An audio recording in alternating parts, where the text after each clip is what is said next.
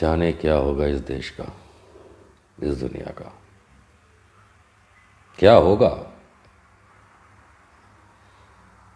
सोच सोच के कभी परेशानी आती है मन में। सोच सोच के लगता है कि कुछ तो बेहतर करने की आवश्यकता है। सभी दोस्तों को नमस्कार, आदाब, सत श्री अकाल, गुड इवनिंग। बड़ा परेशान है मन, क्योंकि इस सरजमीन का इतिहास रहा है, इस सरजमीन की हिस्ट्री में अगर झांक के देखा जाए दोस्तों, तो हिंदू मुसलमानवाद ऐतिहासिक नहीं है।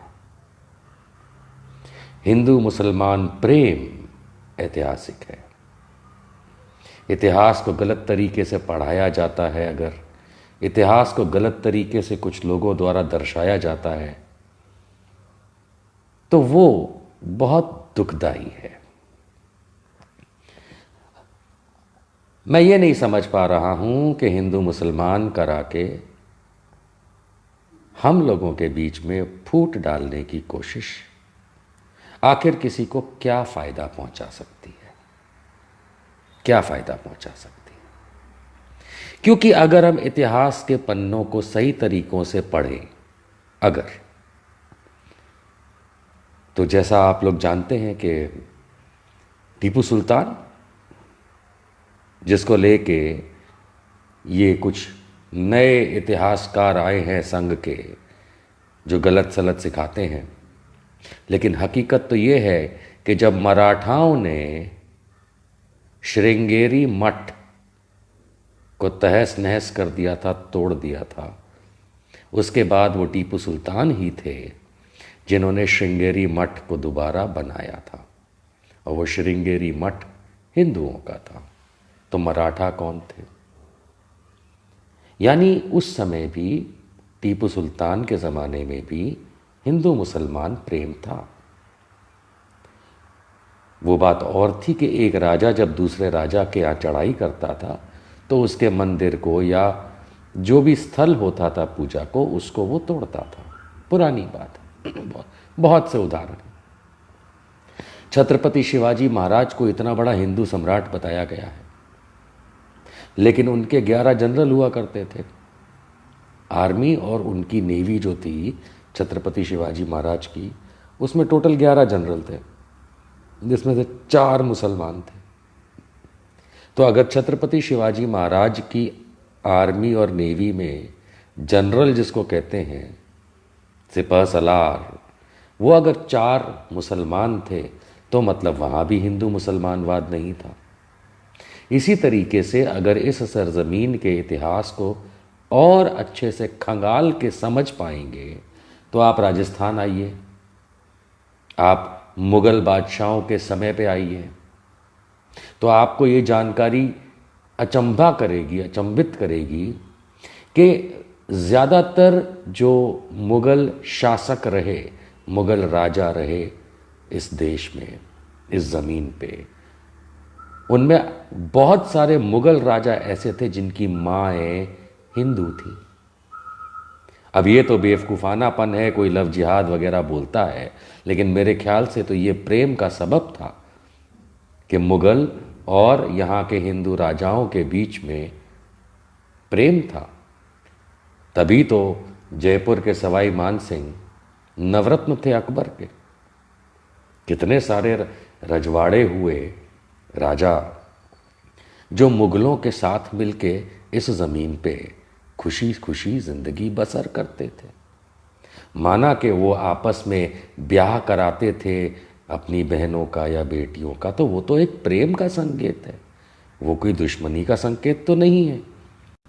आप आकर के इतिहास देखिए तो कितने सारे मुगल शासकों और मुगल सम्राट के बेटों या अन्य परिवार वालों के साथ हिंदू राजाओं की बेटियों या बहनों की शादियां हैं। कोई गलत नहीं है, ये प्रेम का संकेत था। यानी हिंदू मुसलमानवाद तो तब भी नहीं था। अगर आप इस पूरी ज़मीन के इतिहास में अगर आप पाकिस्तान देखते हैं, पाकिस्तान तो अब बना 1947 में, उससे पहले वहाँ भी लोग रहते थे, हिंदू मुसलमान प्रेम से रहते थे। इस भारत की ज़मीन पे भी पहले भी और बाद में भी हिंदू मुसलमान प्रेम से रहते थे। तो जिस ज़मीन पे धर्म को लेकर के लड़ाई कभी नहीं लड़ी गई, यदि कोई हिंदू राजा अगर किसी मुस्लिम शासक के साथ लड़ता था तो वो हिंदू वर्सेस मुस्लिम ही होता था, क्योंकि उस हिंदू राजा की सेना में भी मुसलमान होते थे और उस मुसलमान राजा की सेना में हिंदू भी होते थे। अर्थात हिंदू मुसलमान जिस तरीके से आज की पिछले कई सालों से देखने में आया है कि धर्मों के बात को लेकर के दो धर्म के लोगों को आपस में भिड़ाया जाता है, वो पहले नहीं था। ये बात क्लियर हो जानी चाहिए। अगर आप सब इस चीज़ को समझ पाएं, एक मैं छोटा सा उदाहरण दूंगा, किसको प्रेम कहते हैं, प्रेम। देखिए 1947 में जब भारत बना और पाकिस्तान अलग काट दिया गया, ईस्ट पाकिस्तान वेस्ट पाकिस्तान, तो वेस्ट पाकिस्तान जो हाल का पाकिस्तान है, उसमें एक राजा ने अपनी स्वीकृति दी कि मैं आप लोगों के साथ रहूँगा, यानी पाकिस्तान के साथ रहूँगा। उस जगह का नाम आज की तारीख में है उमरकोट। उमरकोट, वो उमरकोट का जो राजा था वो हिंदू था और उसकी जो प्रजा थी वो मुस्लिम थी। जैसे कश्मीर वाला, उसी तरीके से ये उमरकोट का राजा हिंदू था और उसकी प्रजा अधिकांश मुस्लिम थी। अब आप प्रेम देखिए, प्रेम। उस राजा ने कहा कि मैं भले ही हिंदू हूँ, भारत तो कोई हिंदुओं के वजह से नहीं बन रहा है, वो तो सारे धर्मों का बन रहा है, लेकिन आप क्योंकि पाकिस्तान जो है वो इस्लामिक धर्म के नाम से बना रहे हैं और मेरी अधिकांश प्रजा मुसलमान है, तो राजा ने उमरकोट, यानी उस ज़माने में नाम था अमरकोट, उसने वो पाकिस्तान के साथ मिला दिया। क्योंकि एक प्रेम होता है राजा प्रजा, हिंदू मुस्लिम सिख ईसाई सबका। तो ये कितनी एक सुंदर बात है कि एक राजा अपनी प्रजा के लिए गुरूर रखता है कि मेरी प्रजा जैसा चाहेगी वैसा होगा। अब आप सोचिए, हिंदू और मुसलमानवाद इसमें कहाँ आया? अर्थात अगर आप पूरी की पूरी लेगेसी निकाल के देखते हैं तो हिंदू राजाओं के साथ मुस्लिम लोग काम करते थे बड़े बड़े ओहदे पे, मुसलमान राजाओं और शासकों के साथ हिंदू लोग काम करते थे। उस ज़माने में हिंदू राजा से लड़ता था, मुस्लिम राजा से लड़ता था, हिंदू मुस्लिम राजा से लड़ता था, मुस्लिम हिंदू राजा से, बड़ी नॉर्मल सी बात। लेकिन जिस तरीके से आज़ादी के आसपास के समय की बात है, खास करके अगर हम देखते हैं 1910 या उसके बाद की अगर बात देखते हैं, तो ये जो हिंदू मुसलमानवाद है इसको धर्म के नाम पे राजनीतिक कारणों से इस्तेमाल करना शुरू किया गया। उससे पहले राजनीतिक कारण नहीं थे, उससे पहले रजवाड़े थे, हमारे ऊपर ब्रिटिश शासन था। ब्रिटिश शासन तो खैर स्वाभाविक सी बात है, गलत कामों के लिए था, वो हमारे लिए ये तो करना नहीं चाहता था कि हम लोग सुखी रहें, या वो तो अपनी सुख सुविधा देखता था। लेकिन यहाँ जो रजवाड़े हुआ करते थे वो भी आपस में हिंदू मुसलमान को लेकर के नहीं लड़ते थे।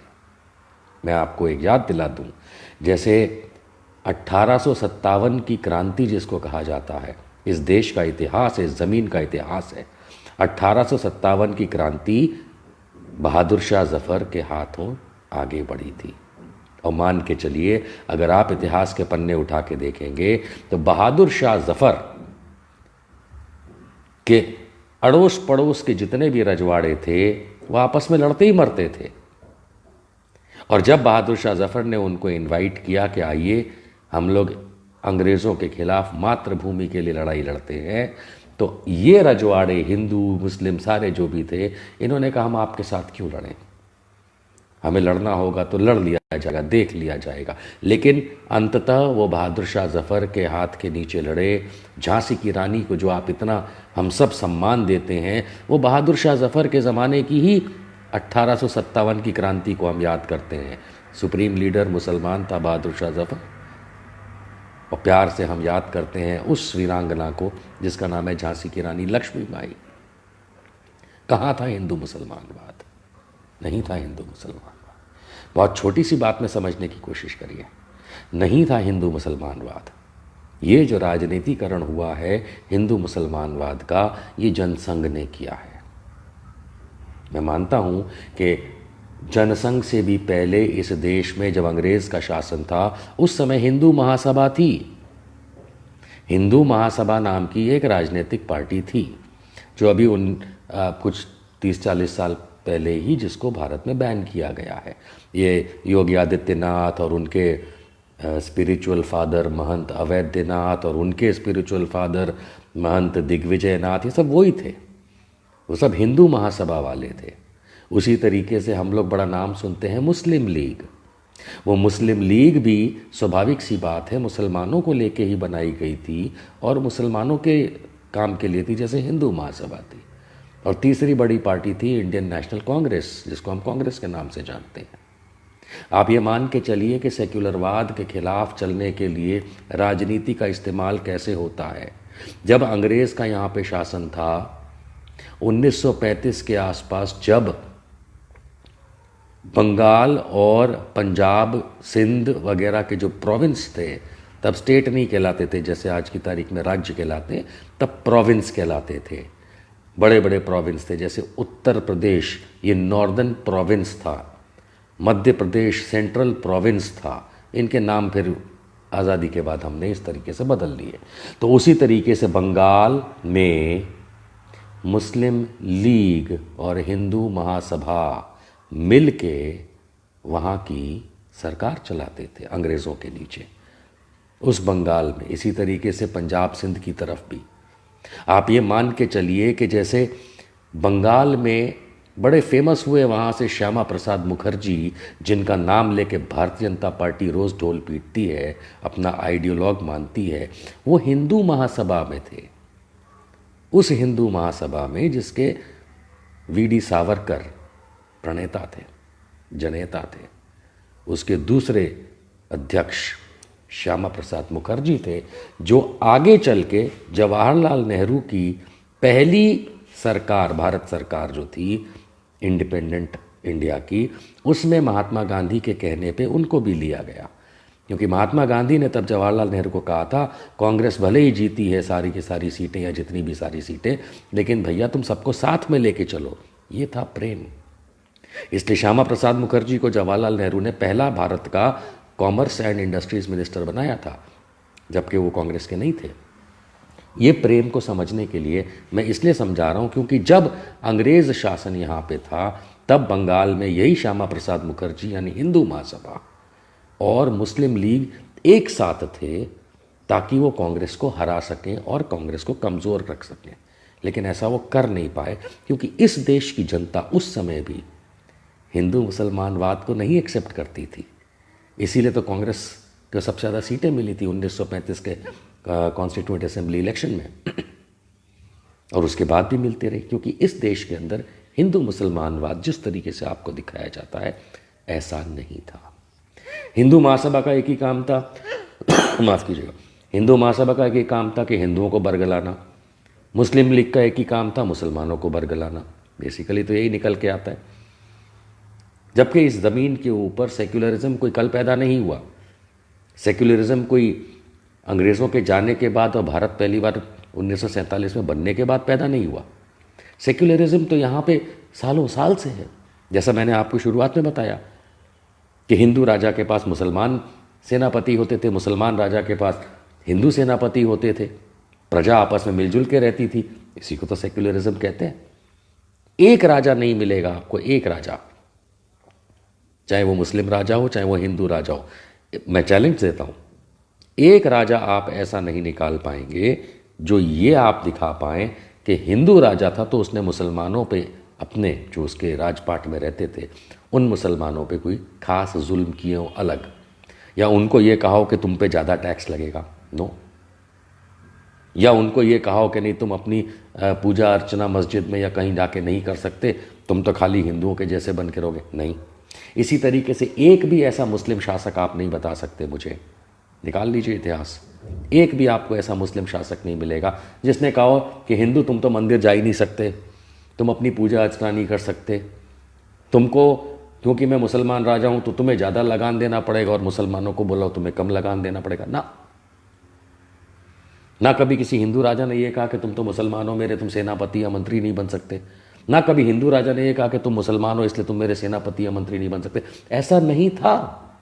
ये मैं आपको इसलिए बता रहा हूं क्योंकि यही हमारे प्रेम को दर्शाता है कि इस सरजमीन पे हिंदू और मुसलमान हमेशा प्रेम से जीता आया है, क्योंकि इस सरजमीन को इंसानों की कद्र है। घर पे आप जो भी रिलीजन फॉलो करें उससे कोई परेशानी नहीं किसी को। अर्थात इस जमीन पे ऐतिहासिक तौर पे हम सब भाई भाई हैं। तकलीफ होती है जब लोगों को ये इतिहास नहीं पता होता है और वो सोचते हैं कि नहीं, जो हमको प्रोफेसर राकेश सिन्हा जैसे बेवकूफ़ों ने बताया है, आरएसएस वालों ने या मोहन भागवत ने बताया है, बस वही सही है। उनको भी नहीं पता या उनको पता है पर वो आपको बताते नहीं हैं। तो मैंने जैसा आपको बताया, ऐतिहासिक तौर पे इस देश के अंदर हिंदू मुसलमान साथ था, है और मैं जानता हूँ आगे भी रहेगा। अब बात आती है कि मॉडर्न इंडिया 1947 के बाद इसमें ये चीज़ कैसे करवट बदलती है। देखिए, मेरा एक मानना है कि कभी कोई चोर जो होता है या कोई जो एक गुनहगार होता है, वो अपना गुनाह छुपाने के लिए दूसरे की तरफ उंगली करके उसको साबित करने की कोशिश करता है कि तुम गलत हो, तुम गलत हो, तुम गलत हो। यही काम आरएसएस और आरएसएस से निकली दोनों पार्टियां, पहले जनसंघ और उसके बाद भारतीय जनता पार्टी, ये वो करते आए हैं। अगर आप ध्यान से देखेंगे तो जनसंघ के समय में, यानी जो 1970 का दशक है, बहुत सारे कांग्रेसी उसमें आए थे, जैसे मोरारजी देसाई, चरण सिंह वगैरह। लेकिन उनके जो पुराने नेता थे, जो उस समय के यंग लीडर्स हुआ करते थे, अटल बिहारी वाजपेयी, अडवाणी, मुरली मनोहर जोशी, जसवंत सिंह, ये सब जो पुराने लीडर्स हुआ करते थे। अब इनका अगर इतिहास निकाल करके देखा जाए तो जनसंघ के अंदर भी बड़ी तकलीफ होती थी इन लोगों को, क्योंकि जनसंघी जो थे, Jan Sangh was the political party from RSS, Rashtriya Swayamsevak संघ की वो पॉलिटिकल विंग थी। तो जनसंघी जितने भी थे, जनसंघी, आपको ये शब्द याद होगा या आपके पिता को याद होगा या आपके दादाजी को याद होगा, तो जनसंघी जो थे वो एक आइडियोलॉजी पे चलते थे कि किस तरीके से धर्म का पोलराइजेशन करके वोट लिया जाए। लेकिन शुक्र मनाइए कि जवाहरलाल नेहरू के समय, लाल बहादुर शास्त्री जी के समय, इंदिरा गांधी जी के समय इस चीज़ को होने नहीं दिया गया, क्योंकि भारत की जो राजनीति और भारत के जो लोग उस ज़माने के थे वो उस ट्रांजिशन पीरियड में थे जहाँ पे हिंदू मुसलमानवाद उस तरीके से होता ही नहीं था जैसा आज आप देखते हैं। बहुत प्यार मोहब्बत से पूरे भारतवर्ष के अंदर रहते थे। इवन आफ्टर 1947, 1947 के विभाजन के बावजूद, जहाँ पे इतना ज़्यादा क्लैश हुआ कि जब वहाँ से सिख और हिंदू पाकिस्तान ईस्ट और वेस्ट की तरफ से भारत में आए और यहाँ से मुसलमान उधर ट्रांसफ़र हुआ, बहुत सारा तो नहीं, तो बहुत फ्रिक्शन हुआ और बहुत परेशानियां हुई, इसमें नो डाउट, पर वो बाई चॉइस था। मैं लाखों करोड़ों मुसलमानों को जानता हूँ जो नहीं गए पाकिस्तान, बाई चॉइस, बड़े खुशी खुशी इस देश को में रहते, ये देश उनका है। बहुत सारे हिंदू हैं जो ईस्ट और वेस्ट पाकिस्तान, यानी कि आज का बांग्लादेश और आज का पाकिस्तान, वहाँ से इंडिया में नहीं आए, क्योंकि बड़े खुशी खुशी वो अपने आप को उस देश का वासी मानते हैं, कोई प्रॉब्लम नहीं है। ये चीज़ें जो हैं ये इसलिए समझना ज़रूरी है दोस्तों, क्योंकि हकीकत मानिए कि जो जिस ज़मीन से जुड़ा हुआ होता है, लकीर बना देने से वो अपनी मातृभूमि से अलग नहीं होना चाहता है। कम नसीब हैं वो लोग जिन्हें यहाँ से वहाँ या वहाँ से यहाँ आना पड़ा, या तो डर की वजह से या पॉलिटिक्स की वजह से, धक्के मार के, जैसा भी आप समझें। लेकिन एक सीधी सी बात है, आज हम इस देश में रहते हैं, खुदा न खास्ता कल को यहाँ पे भी एक लकीर मार दी जाए और कह दिया जाए तुम ईस्ट इंडिया हो, तुम वेस्ट इंडिया हो, नहीं ना। उस ज़माने में जा कर के देखिए, विजुलाइज करिए, सोचिए 1947 का समय आंख बंद करके। मैं आंख बंद करके आपसे बात करता हूँ, मैं 1947 को अगर विजुलाइज करने की कोशिश करूँ, मैं चाहूँगा आप भी आंख बंद करके मेरी बात सुनिए। अगर आप 1947 को विजुलाइज करेंगे, सडनली एक दिन फरमान आता है कि भाई देखो, एक लकीर इधर, एक लकीर इधर, टोटल बन गए 3 देश। मुसलमानों को वहाँ जाना है तो आप जा सकते हैं, यहाँ रहना है तो रह सकते हैं। वही बात उस देश में कही, दोनों तरफ, ईस्ट पाकिस्तान, वेस्ट पाकिस्तान, कि हिंदुओं और सिखों को यहाँ रहना है तो रहें, जाना है तो जाएं। अब आप अगर उनकी जगह होते आज की तारीख में, मान के चलिए कि आज 15 अगस्त 1947 है और आप और मैं यहाँ पे लाइव बात कर रहे हैं और हम ये जानने की कोशिश कर रहे हैं कि भैया लकीर खींच गई है, अब हम अपना घर, फ्लैट, बंगला छोड़ के कैसे जाएं। उस दुख का आभास राजनीतिक कारण से हुआ जो अंग्रेजों ने करके दिया। कोई हिंदू मुसलमानवाद नहीं था उसके अंदर। मैं मानता हूं कि 47 के विभाजन के समय बहुत सारे लोगों की जानें गईं, लड़ाइयाँ हुई वगैरह हुई, क्योंकि वो एक अनफॉर्चुनेट समय था और उसको हम सब ने सुना है, पढ़ा है। शायद बहुत चंद लोगों जिंदा होंगे जिन्होंने उसको देखा भी हो, लेकिन हिंदू मुसलमानवाद नहीं था, तब भी नहीं था, उसके बाद भी नहीं था, इंदिरा गांधी जी के समय तक नहीं था। इसका मतलब क्या होता है?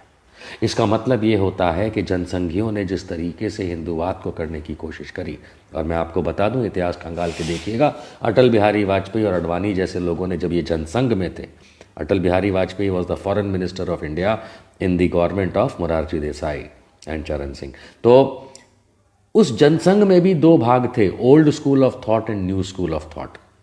ओल्ड स्कूल ऑफ थॉट में मोरारजी देसाई या उस तरीके के बड़े पुराने नेता होते थे जो कट्टरवाद में नहीं मानते थे, लेकिन अटल बिहारी वाजपेयी और अडवाणी, इनको बड़ा हिंदूवाद पसंद आता था और इस हिंदूवाद के चक्कर में इन्हें पता था कि अगर हम पोलराइजेशन करने निकलेंगे तो कल को हमारी पार्टी बड़ी हो जाएगी। लेकिन जनसंघ पार्टी में भी ये चीज़ नहीं चली उन लोगों की। मान के चलिए और इतिहास पढ़िए, अटल बिहारी वाजपेयी, अडवाणी और मुरली मनोहर जोशी जैसों को जनसंघ से निकाल दिया गया था, जिस पार्टी में वो थे, जिसको ये अपनी पेरेंट पार्टी कहते हैं पॉलिटिकल, उसमें से इनको निकाल दिया गया था क्योंकि ये ज़्यादा कट्टरवाद की बातें करते थे, जबकि जनसंघी खुद ये बात नहीं करते थे। और जब इनको निकाल दिया गया, उसके बाद अटल बिहारी वाजपेयी एंड गैंग ने मिलकर भारतीय जनता पार्टी बनाई विद वन फोकस। और उन्हें पता था, देखिए, मैं ये नहीं कहता कि लोगों में दूरदर्शिता नहीं होती। अटल बिहारी वाजपेयी की एक ही खासियत थी कि उनकी राजनीतिक दूरदर्शिता बहुत अच्छी थी।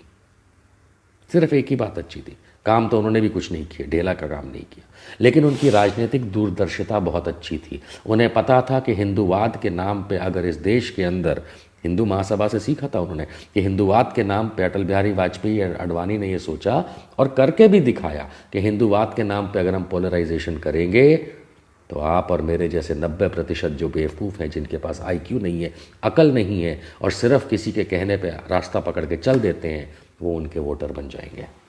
वही हुआ। मान के चलिए 90% इस देश के अंदर लोगों की IQ कम है।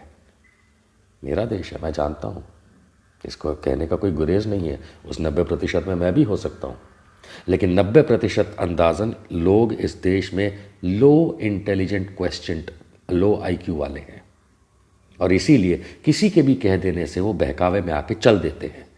मैंने धर्म की बात नहीं करी, लोगों की बात करी। सम्मानित सभी हैं।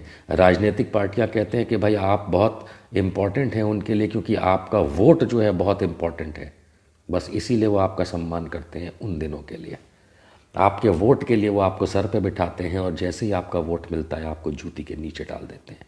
यह है राजनीतिक पार्टियों का सच, आप सब जानते हैं। सवाल ये उठता है कि अगर ये बात वो लोग जानते हैं तभी तो वो खेल पाते हैं, और इसीलिए वो इस तरीके से खेल पाते हैं भाई साहब कि ये समझ लीजिए कि 90% इस देश की जनता जो है उसको यूं तुम कुछ फुसलाने वाली बात करो वो आपके साथ चल देगी। एक राजनीतिक पार्टी बनाओ जैसे अरविंद केजरीवाल ने बनाई, करप्शन हटाऊंगा। माफ़ कीजिएगा, कोई अरविंद केजरीवाल का भक्त अगर यहाँ पे है, इसको लॉजिकली लीजिएगा, केजरीवाल की बात नहीं कर रहा हूँ। लॉजिक समझने की कोशिश करेंगे तो समझ में आएगा। करप्शन हटा दूंगा, शीला दीक्षित को जेल में डाल दूंगा, कांग्रेसियों को जेल में डाल दूंगा। पब्लिक को बड़ा मज़ा आया। देश की राजधानी दिल्ली ने फुल मेजॉरिटी उसको दे दी।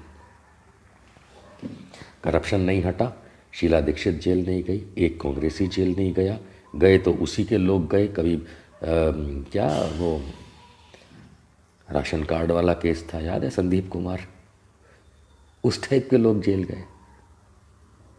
तो और केजरीवाल साहब बड़े आराम से बैठे हैं। पहले तो मोदी जी काम नहीं करने देते थे, अब तो काम भी करने दे रहे हैं उनको। यानी कि आपको मैं जो समझा रहा हूँ केजरीवाल से, मैं यहाँ पे टॉपिक को डाइग्रेस और डाइवर्ट नहीं करना चाहता। मैंने उदाहरण इसलिए दिया क्योंकि अगर अरविंद केजरीवाल का मॉडल आप देखेंगे, यही चीज़ अटल बिहारी वाजपेयी ने की थी। हिंदू मुसलमान वाद कराना उसने शुरू करवाया था, उसने और अडवाणी ने, और देश के अंदर एक लहर चल पड़ी। और वो लहर ये चल पड़ी कि लोग अपने आप को, उन्हें हिंदूवादी लीडर्स को अपना मसीहा समझने लगे। क्यों समझने लगे?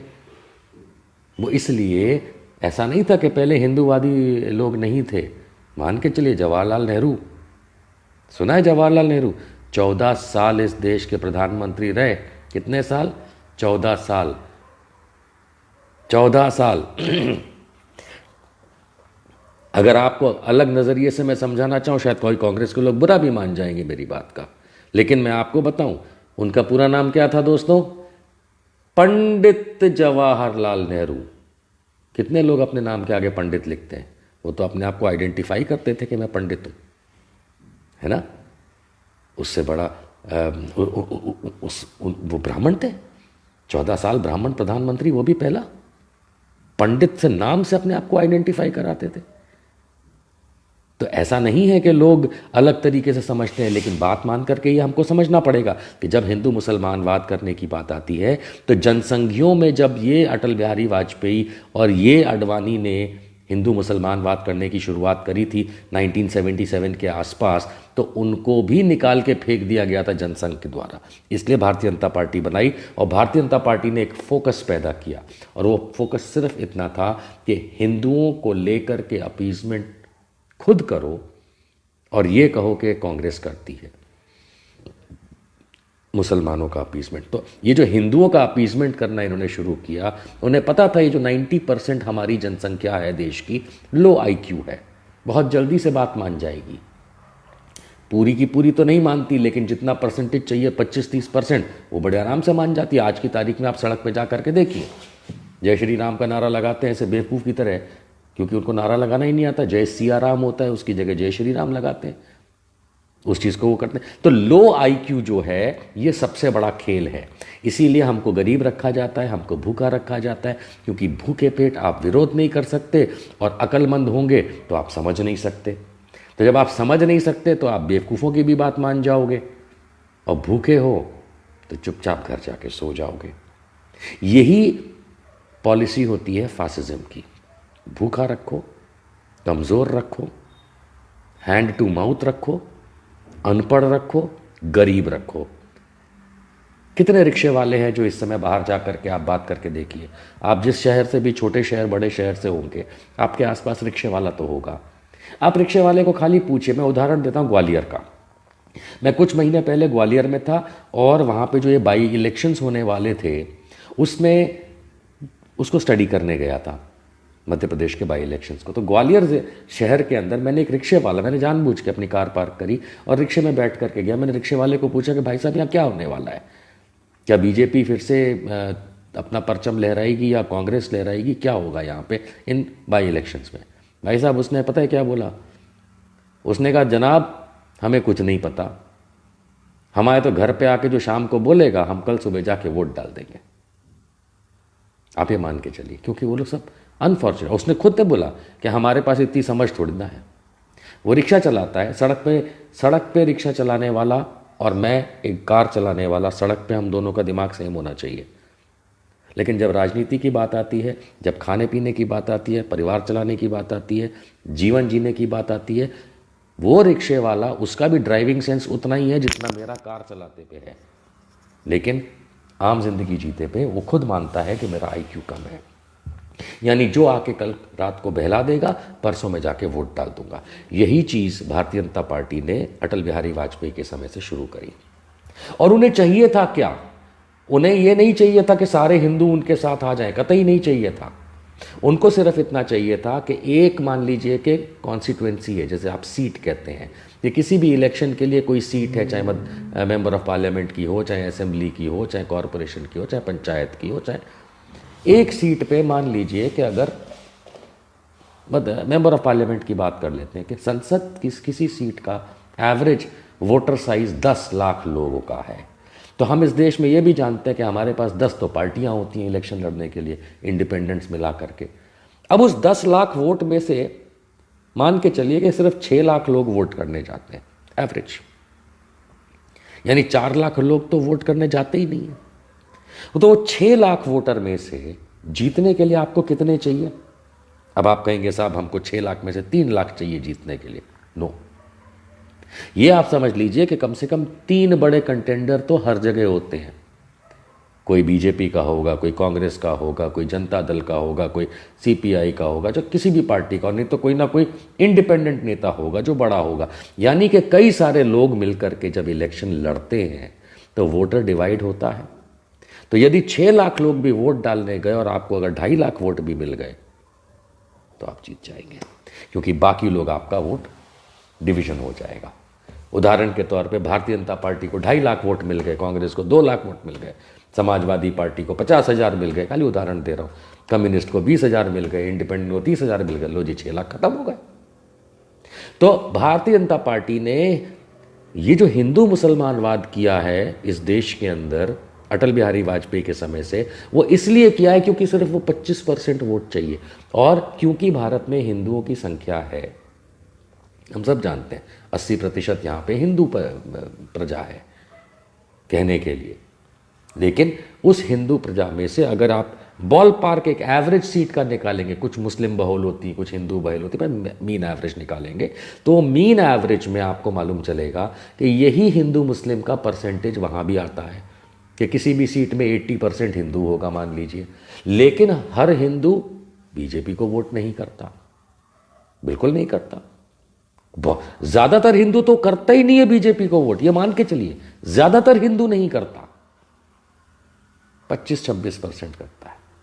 अटल बिहारी वाजपेयी के ज़माने में मुश्किल से 10-15% हिंदू उनको वोट करता था बीजेपी को। लेकिन उन्होंने सरस्वती शिशु मंदिर या जाने क्या क्या चला करके अपने स्कूल, उन्होंने नई फसल पैदा करी। वो नई फसल जो है आज वोटर्स हैं।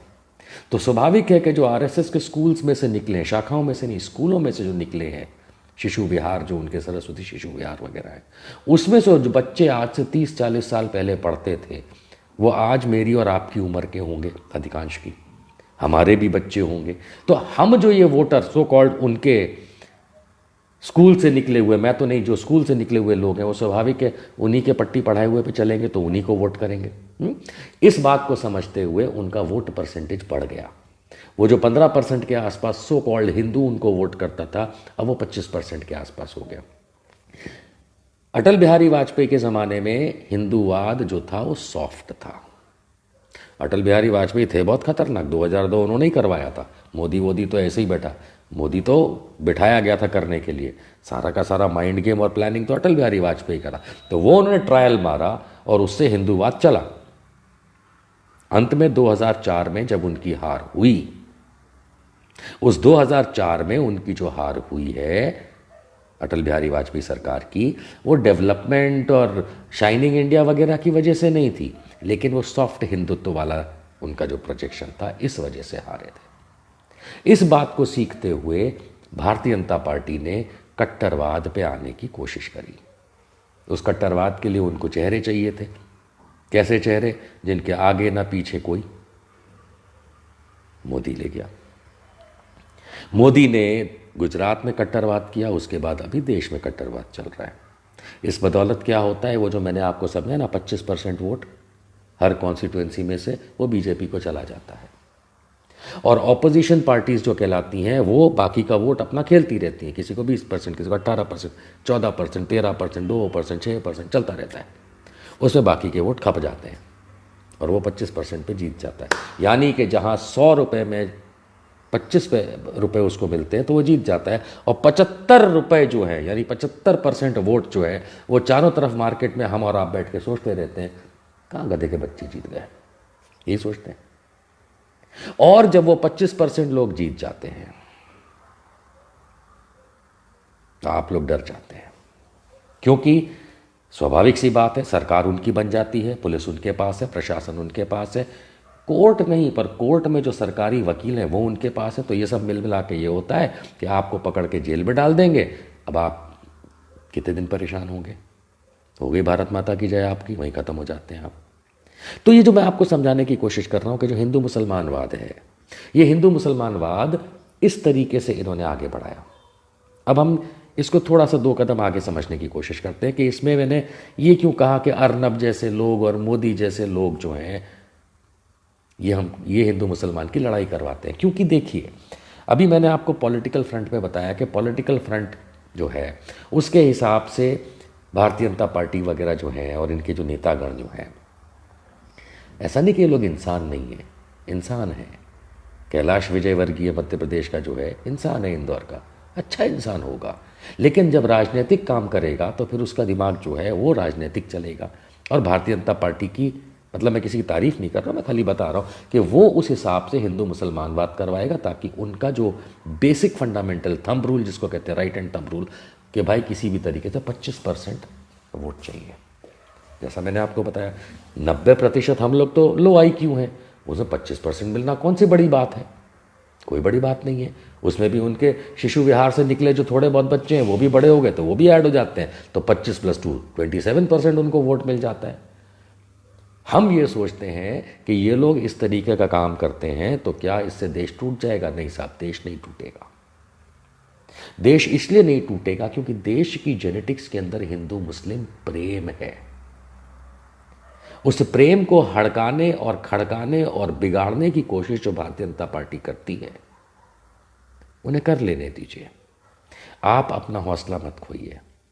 बिकॉज ब्रेड होती, ब्रेड खाते हैं ना, सब लोग ब्रेड खाते हैं, रोटी खाते हैं। ब्रेड हो, रोटी हो, बनने के बाद उसकी एक आयु होती है। ब्रेड पे लिखा होता है use by so and so date, expiry on so and so, यानी उसका जीवन उतना ही है, 4 दिन, 5 दिन, 3 दिन। रोटी बनाते हैं, हम सब रोटी खाते हैं। आप रोटी को ऐसे ही बाहर रख दीजिए, 3 दिन बाद वो खराब हो जाएगी। कोई भी खाने पीने की चीज़ अगर समय से ज़्यादा बाहर रख दी जाए तो खराब हो जाती है। उसी तरीके से भारतीय जनता पार्टी की जो पॉलिसी है उसकी आयुष है। ये पावर हंग्री लोग हैं, भूखे लोग हैं। ये किसी भी तरीके से सत्ता में आने के लिए कुछ भी करने को तैयार हो जाते हैं। और इसी बदौलत इनका तो मैंने वैसे आपको बताया, इनको बेसिक फंडामेंटली ये है कि इनको तो हिंदू मुस्लिम के सिवाय वोट नहीं मिलेगा। इनके पास कोई पॉलिसी नहीं होती है, इनके पास कोई नए तरीके नहीं होते हैं, इनके पास कोई नई आपको देने के लिए बात नहीं है, इनको कुछ भी गवर्नेंस का कुछ नहीं आता। इसलिए ऐसा नहीं है कि ये आकर के कुछ करके दिखा देंगे। लेकिन हिंदू मुसलमानवाद करके ये फौरन आ जाते हैं। आने के बाद जब ये डिलीवर नहीं कर पाते तो किसी तरीके से सत्ता में बने रहने के लिए बहुत कुछ करते हैं, चाहे वो पुलवामा हो, चाहे वो डिमोनेटाइजेशन हो, चाहे वो एयर स्ट्राइक हो, और चाहे वो कोई भी नाटक हो, चाहे कोरोना के नाम पे देश बंद कर देना हो।